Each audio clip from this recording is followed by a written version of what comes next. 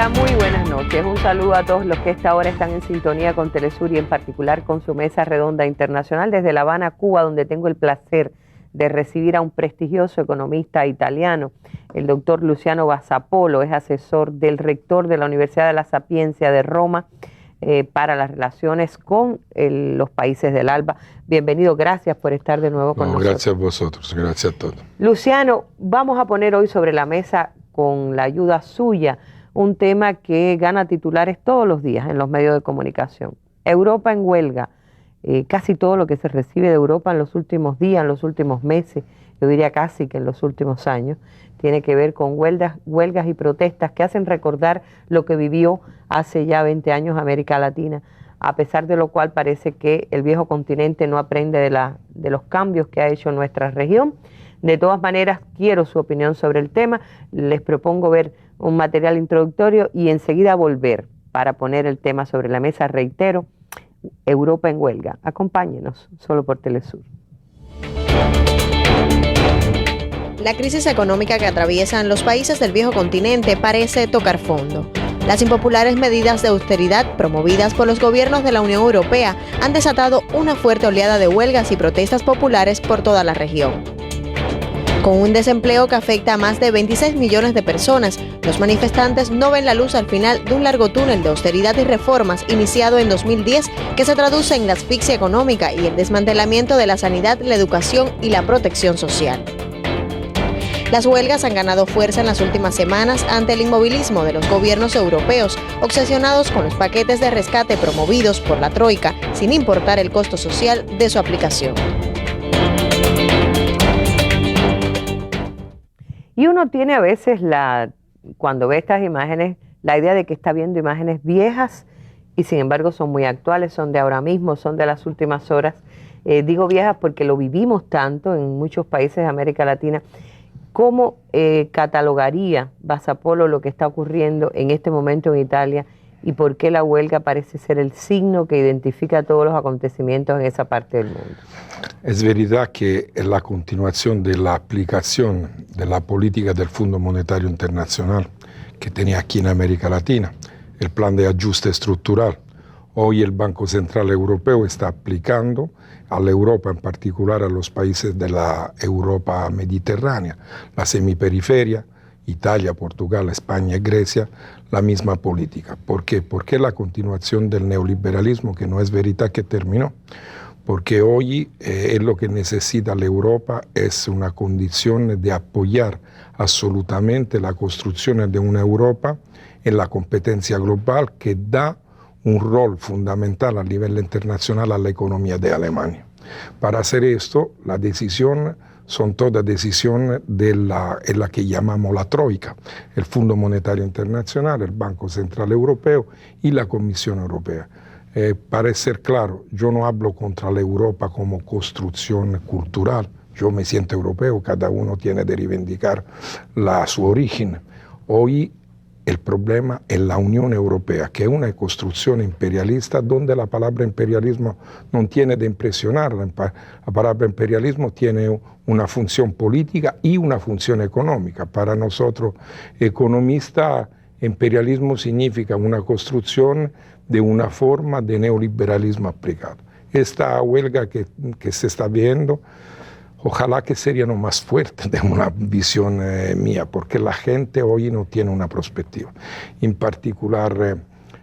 no pasa de la protesta. Sí, no, te digo que la protesta, la condición económica y social hoy de Portugal, Italia, Grecia, España, permite una cosa. L'acronimo de Portugal, Italia, Grecia, España es PIGS. PIGS en inglés significa cerdo. Hoy, cuando se habla en el mundo financiero europeo, en el Banco Central Europeo, la palabra que se utiliza contra de nosotros es de la Europa mediterránea, que tenemos de hacer de los cerdos europeos. La misma cosa, mi madre era campesina, mi padre campesino. Cuando estaba la construcción, decimos así, de la Italia industrial, a nosotros del sur le llamaban terrona, como para decir gente. Despectivamente. Sí, sí, para decir no. Ahora se me dice a mi terrona, yo soy feliz porque significa hijo de la madre tierra, pero ahora era como decir campesino que no tiene cultura.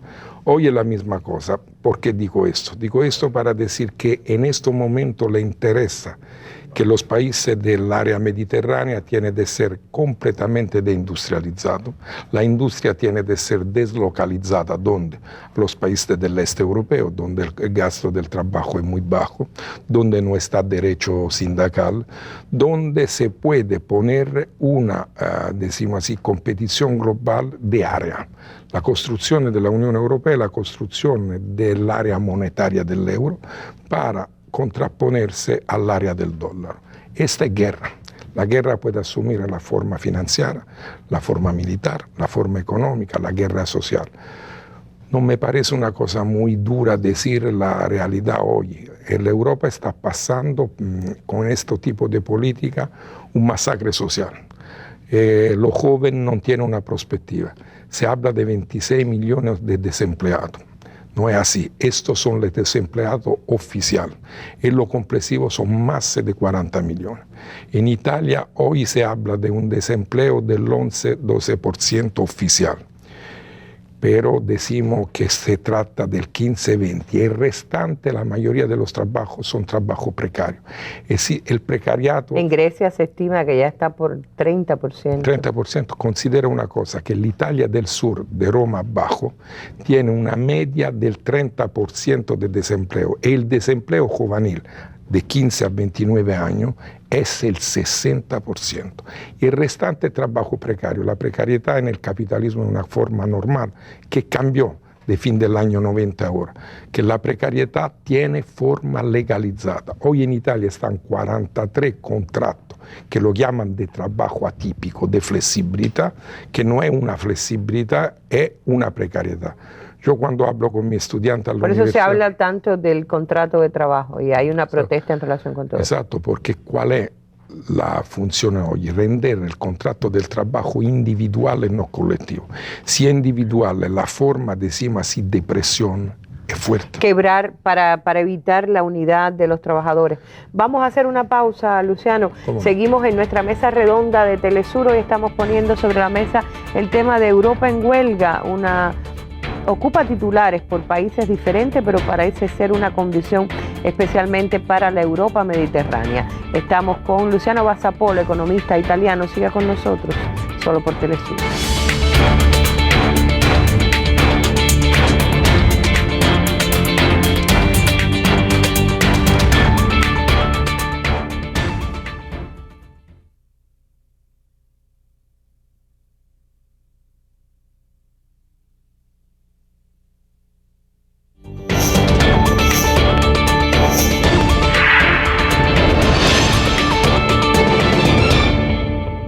El deterioro en las relaciones entre los representantes de Iberia y la dirección de la aerolínea inició con la fusión de Iberia y British Airways en 2011. La propuesta de la fusión implica el despido de 4.500 empleados, la rebaja de los salarios y una reducción en la frecuencia de las rutas. En respuesta, los sindicatos de los trabajadores de tierra y tripulantes de cabina de la aerolínea Bandera de España presentaron una propuesta de 15 jornadas de paro. Sin embargo, el sindicato de pilotos y otros trabajadores del sector aéreo han llevado a cabo protestas en diferentes ocasiones en contra de recortes presupuestarios y regulaciones en las jornadas de trabajo. El 2012 fue un año de intensas movilizaciones de los trabajadores de Iberia que obligaron a suspender vuelos y restituir servicios en los aeropuertos. La empresa prolongó las jornadas de trabajo en algunas áreas e impulsó un amplio programa de recortes presupuestarios para contener las pérdidas que alcanzaron los 2.000 millones de euros en el último trimestre del año pasado.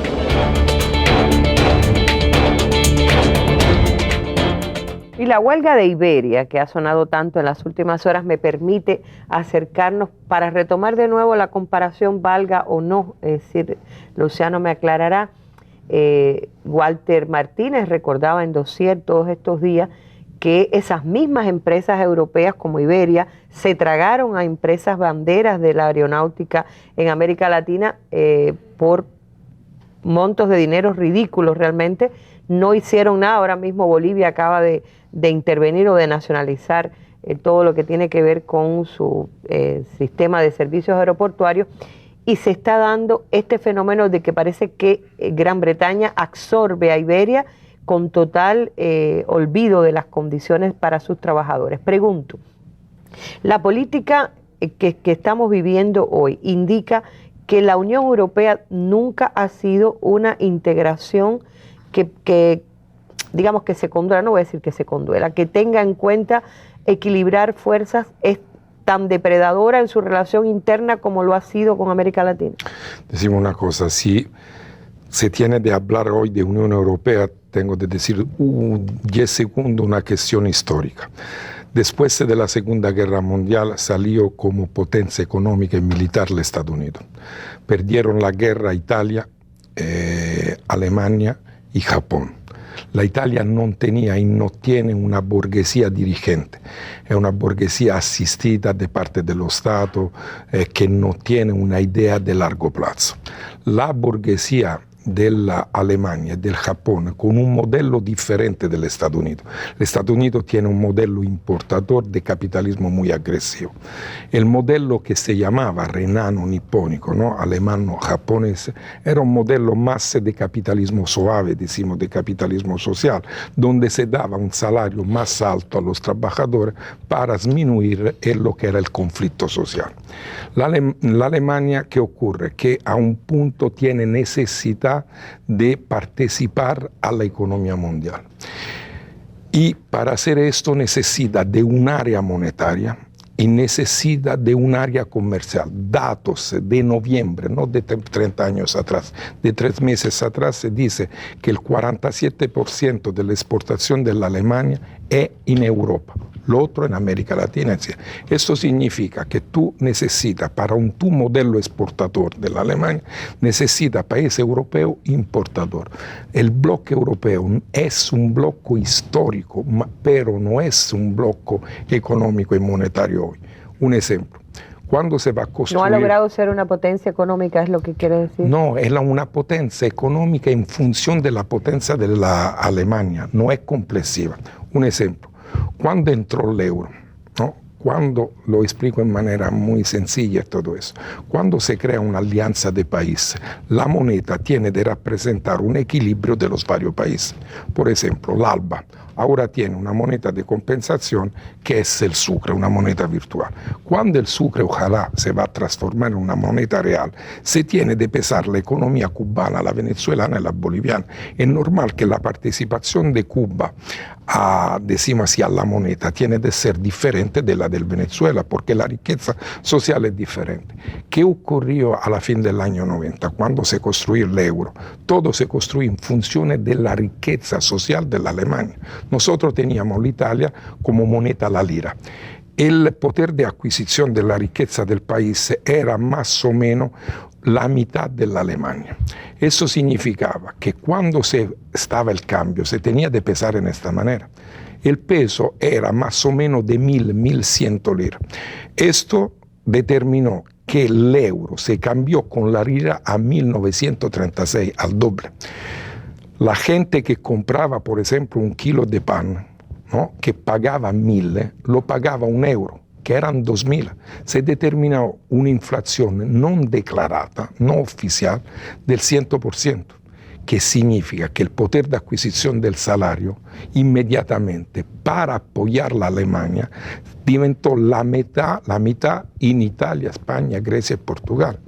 Esto para decir que tiene absolutamente razón, no es una construcción equilibrada, no es un único poder. Hoy, por ejemplo, se está pasando de la construcción de la Europa financiera y de la Europa, decimos así, comercial, a la construcción de la Europa política.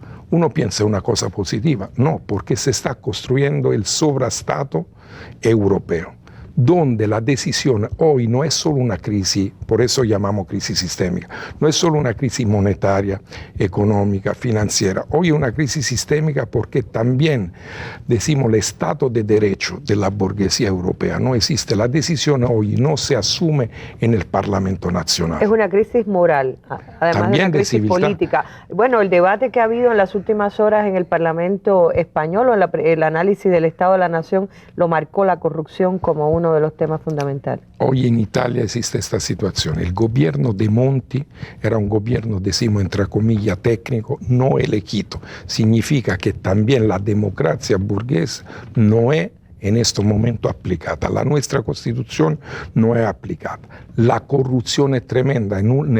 Antes que yo partía para estar aquí en Cuba, la última semana no estaba una administración provincial de Italia donde no estaban acusados de corrupción. ¿Por qué? Porque no está un control, no está, parece una guerra de bandidos, donde la política que se asume no es una política en el interés del pueblo, es una política en el interés de alguna, decimos así, me ofende decir partido porque yo pienso que la política es una cosa importante. Son congregación de gente que responde a un interés. Mucha gente dice hoy la decisión no es del Parlamento Nacional, es del Parlamento Europeo. Ojalá. Pero También, ni siquiera. No es esto, no es eso, porque ¿quién va a decidir? No el Parlamento Europeo, el Banco Central Europeo. ¿No? Porque si lo determina el Parlamento Europeo es una cosa mala, pero por lo menos existe una forma de democracia. Hoy la decisión es Banco Central Europeo, Comisión Europea, Fondo Monetario. Con razón algunos hablan de Banster cuando van a hablar de los banqueros. Absolutamente. El juego de palabras con gánster, ¿no? Vamos a otra pausa, Luciano, y volvemos enseguida porque también uno se pregunta ¿dónde está la luz al final del túnel que no se ve? Las últimas horas hablan también de que en Grecia ninguna de las medidas ha dado resultado, más bien están profundizando la crisis y las huelgas.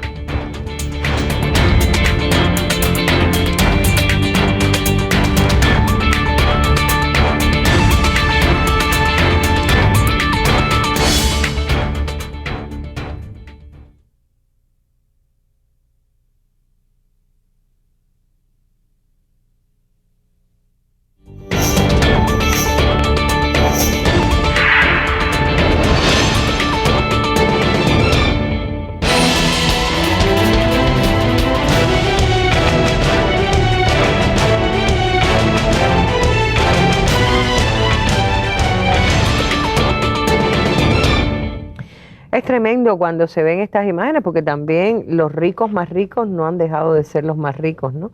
Pero de cualquier manera yo voy para tratar de acercarme a esa posible luz al final del túnel en todos estos acontecimientos, porque decía ahora mismo las últimas noticias que provienen de Grecia hablan de una nueva profundización de la crisis y una no salida. Sin embargo, uno ve los movimientos de los trabajadores, las protestas, especialmente en España, donde han sido bien intensas en los últimos tiempos. Las ve en Grecia, las ve en Portugal, las ve incluso en Francia, las ha visto, quizás menos, pero se han visto, en Italia. Y pregunto, ¿esas fuerzas no tienen capacidad de aliarse como la tiene, por ejemplo, el capital? No, el problema es histórico.